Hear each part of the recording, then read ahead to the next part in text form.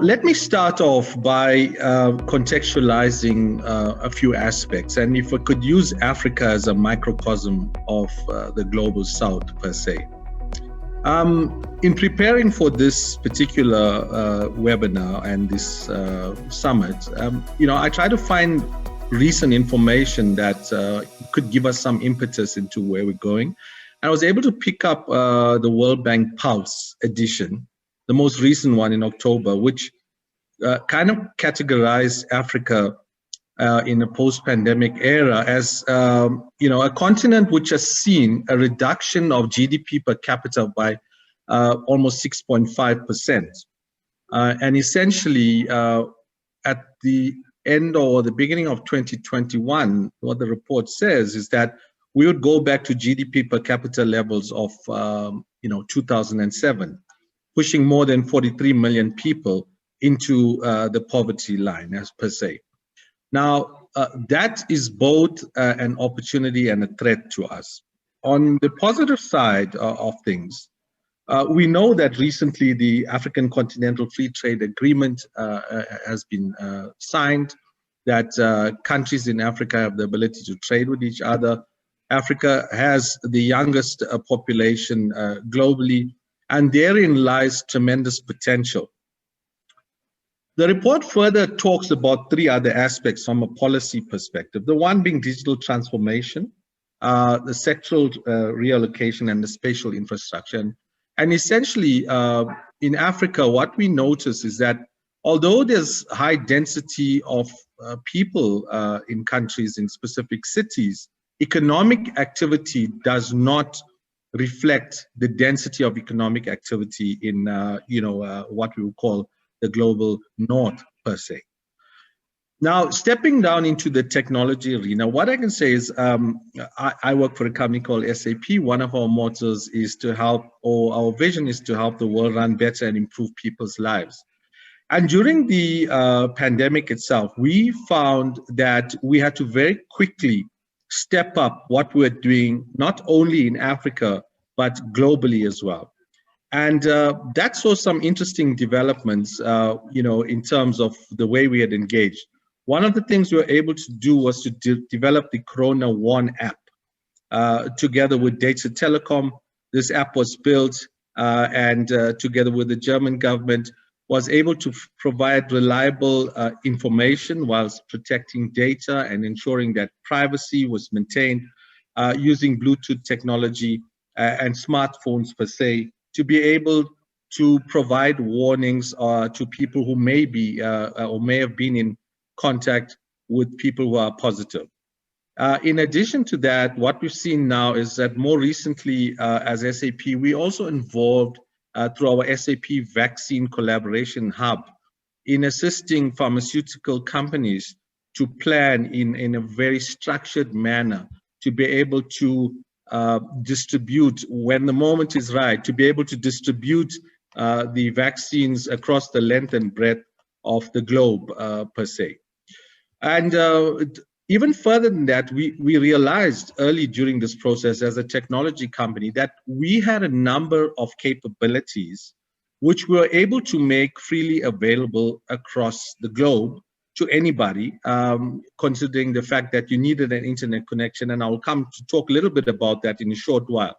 But some of the things we made available was our Qualtrics Pulse remote worker capability.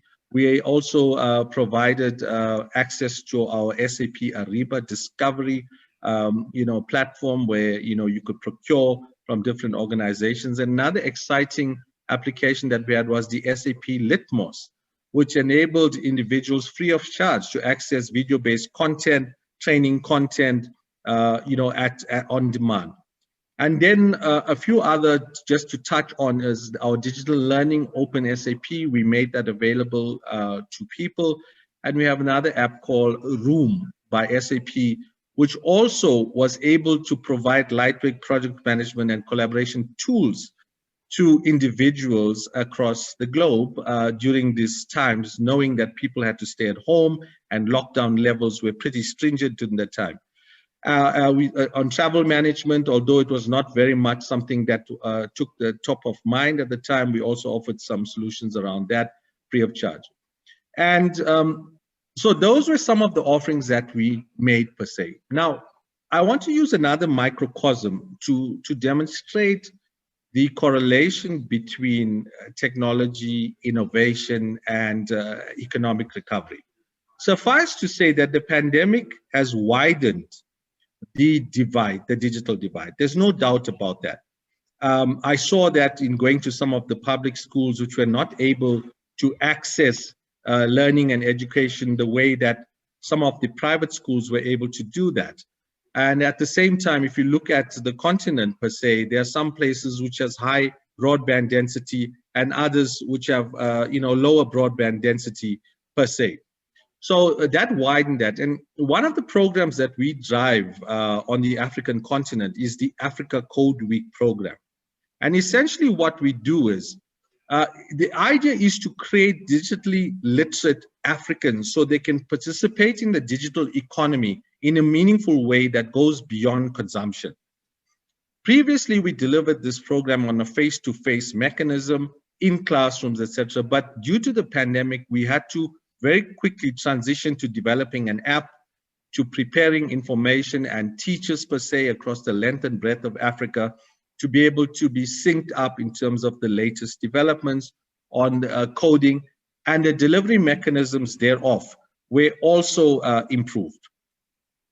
Just at the moment that the pandemic reached its zenith in sort of Africa, we also worked with UNESCO to launch what we call the Code the Curve Challenge. UNESCO, SAP, and IBM sought young people between the ages of 8 and sort of 22, 23 to find digital solutions to some of the world's greatest problems. Now, why do I take these two examples? These are microcosms of the upside of technology, the upside of developing leaders, and the upside of addressing crises as they come along.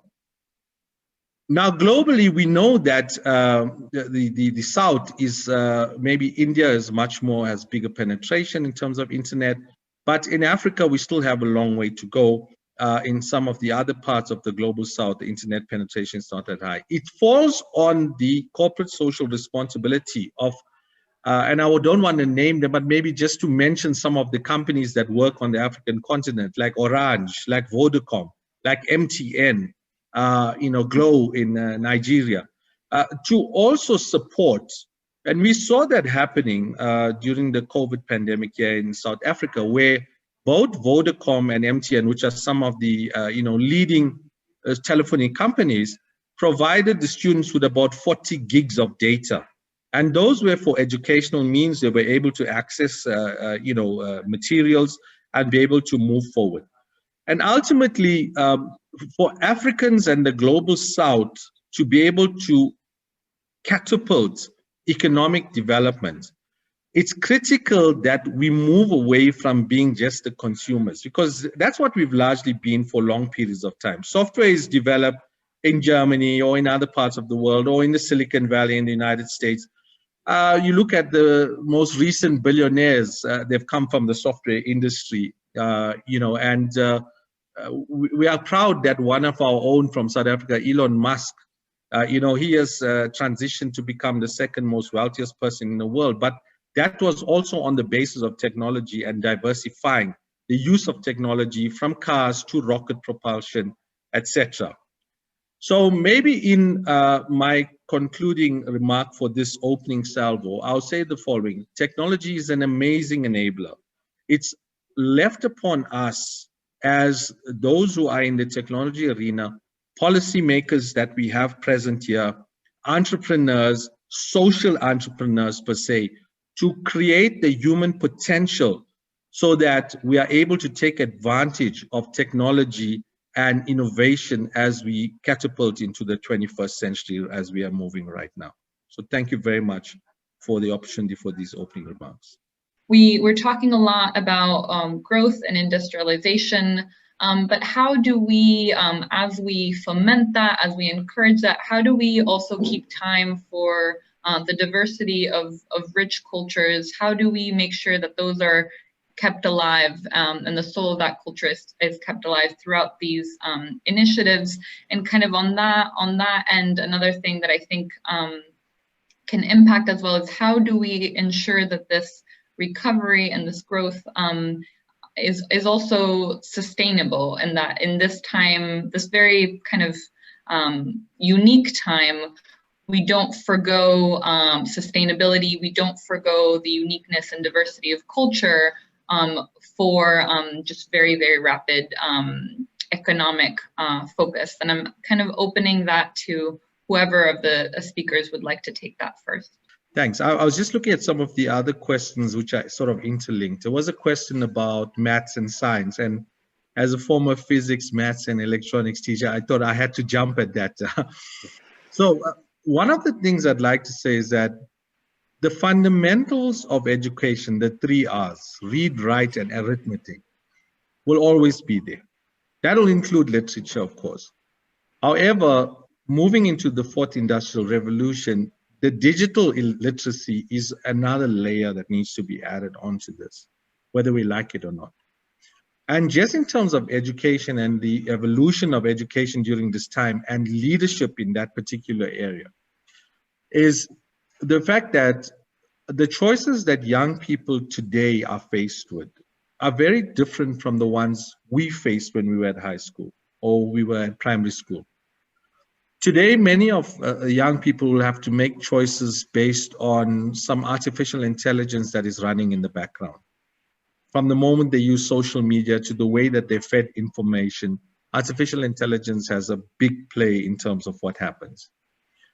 On the positive side of that very same process, the use of blockchain. And someone once asked, how do you describe a blockchain? And somebody answered colloquially, if you wanted God, quote unquote, if you believed in a higher force, if you wanted God to witness and to rubber stamp and also to ensure the integrity of transaction and information, then that's what a blockchain is. So in terms of certification, moving into the future, we see blockchain playing an even greater role as we move along. And then maybe a drill down is traditional education, it's a teacher base in a classroom. We have blended learning, but today we also have on-demand training. If you look at platforms such as Teachable, you can undertake and be credited for various types of education on demand. And that's what we're moving to because, hey, you all chill and flicks, right? You watch Netflix and you chill at home, and that's on demand. So why shouldn't education be that way and moving into the future? And I suppose the last sort of point I would like to make on this is that as we move along, no one has perfected blended learning. No one has perfected digital education as yet. It hasn't been perfected. There's still a long, long way to go around this. There'll still be the need for that tactility of human influence, guidance, mentoring, etc., which will form an important part. And that's where the policy perspectives of countries, particularly in Africa, and in looking at this particular, summit as well, I came across this website called PEER, P-E-E-R. And what PEER does, it provides you with a lot of information on the policies, etc., that countries are putting on education, etc. And maybe one subset that I found interesting is the inclusiveness of education and creation of jobs. As SAP, one of our global board members now is pushing very much so that people with different abilities, what people would normally say disabilities, are included in the process of job creation, education, because they make a lot of decisions that impact the global economies and by virtue of that, the economies of local countries as well. Thank you so much. We're going to have one last question that we had from an audience before we have a musical interlude. I know everyone's been very patient and we've had really rich discussions so far. So the last question that we have from a participant before the program even started, which I think is a great one, is how can we use ICTs to accelerate the impact on rural communities? So they have access to similar opportunities than urban areas? And I know that was something that was addressed in the presentations very shortly, but if that could be addressed as well. This is the fundamental benchmark of any benefit. If the poorest of the poor in the most rural and desolate places of this world can access it, then it's true value. And if we want to call it, technology almost like a public good, public good is freely available, quote unquote, due to your taxes, then we should be able to reach the poorest of the poor. Now, I want to give two examples. The one example I'd like to quote is, currently we have a program that we are driving in West Africa. Now, if you go around Africa, you'll find these waste pickers. Waste pickers, they collect plastics and other items, and essentially they are the bottom of the barrel in terms of the social structure, in terms of how they live. They don't live in formal conditions, etc. So we saw that as a particular interesting thing, and we're working with the Ghanaian government together with the World Economic Forum to be able to empower leaders of these waste pickers, so they can record information. They can also get a fair share of the value chain in terms of what they are paid for their goods. In addition to that, that development can take place through the technology that is put in place, and the mobile devices can also be used by countries to record if they collected platinum from a computer, or gold. In some cases they may retain it, but some valuables that they may have collected. So that's one example. The other quick example I'd like to mention, we worked with farmers in Ghana, and in Ghana is famous for shea butter.